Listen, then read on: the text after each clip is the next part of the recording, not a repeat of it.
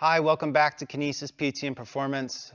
The past few weeks we've been kind of talking about core function and we showed you a core exercise, but I think it's important you understand why your core functions correctly. I think a lot of people kind of think of it as, well, duh, your core should work because it's the foundation of how you move, which is true. There's just a lot more to it than just that, though. It has to do with neural reflexes, sensory input, and how you find stability. So a lot of injuries happen when we don't have a good core foundation, meaning our posture is out of alignment or out of position, and our body is trying to find stability somewhere. So Vanna White here is going to show us some different postures and positions of how we may be seeking stability because our core is not functioning correctly, and how we may be achieving that. So before we get into that, just a few quick things to touch on. Your core may not function properly if you have a visual system that's not working correctly, meaning you have something off with your eyes that needs to be corrected with corrective lenses. Your bite is off, or your footwear is completely terrible and you can't get proper sensory feedback from the floor. So those three things, you need to make sure we weed those out and make sure they're good to go. Otherwise, you're going to have a really hard time getting into correct postural alignment. So the big and most common one we see people do is a huge anterior pelvic tilt. So let's have you turn sideways, and let's show people this big lordosis. Woohoo! So we see a lot of girls, especially teenage girls, do this. It's just an easy way to kind of hang out, relax, just hang out there. You don't need to stick your arms out, just stand in a tilt. There we go. I'm showing them so they can see. They don't need, they don't need to see your arms out.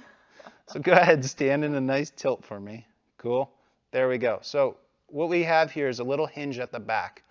Go ahead, relax, stand like you're supposed to. And I know it's a very minute difference, but what happens when she dumps into that anterior pelvic tilt is we get what I call osseous approximation. Basically, it's impingement of bones.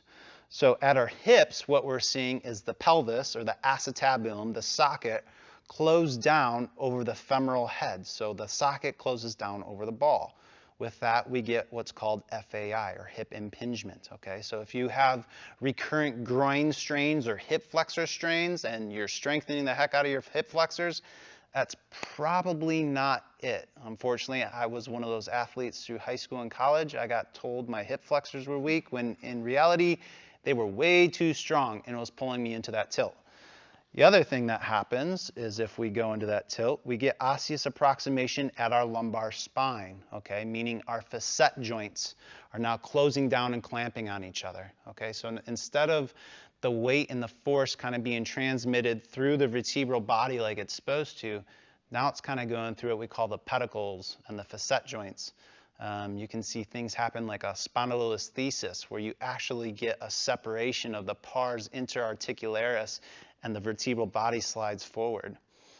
Even before you get there, if we're standing in that extended position, the little holes for the nerve roots where they exit, what we call the intervertebral foramen, those get smaller. So you're already impinging on the nerves, you're impinging on the joints.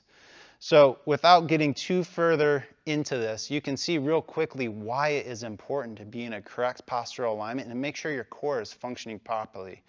It maintains the health of your hips, the cartilage, the labrum, the health of your back, saves your discs, it saves your nerves. This is something that you need to make sure we have hammered out. That's not even addressing anything above the chain in the thoracic spine and the shoulders.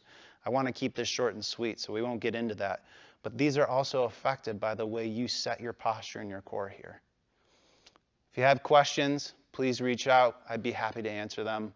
Otherwise, thanks for watching. Hope you have a good one. Bye.